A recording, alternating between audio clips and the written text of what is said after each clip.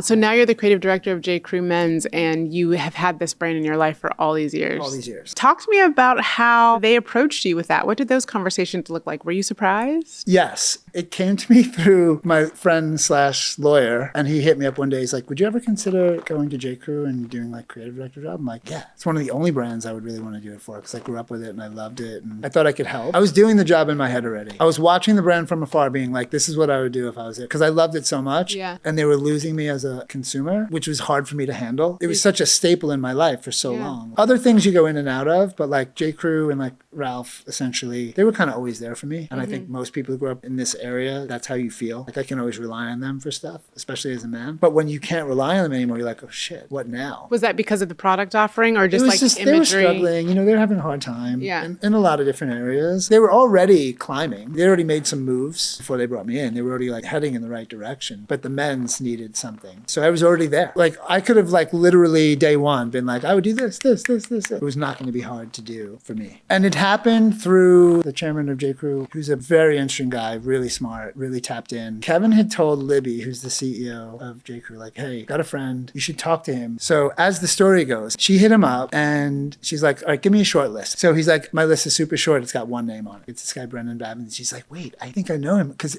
weirdly enough, years ago, we lived in the same building. She had realized like, oh, this guy from Supreme lived in my building and so on and so on. I mean, I was pretty confident when I spoke to Libby. I was like, I think I'm the best person for the job. Honestly, like, because I understood the whole history. I do have the kind of like understanding of the core prep culture, but I also kind of understand where we are today.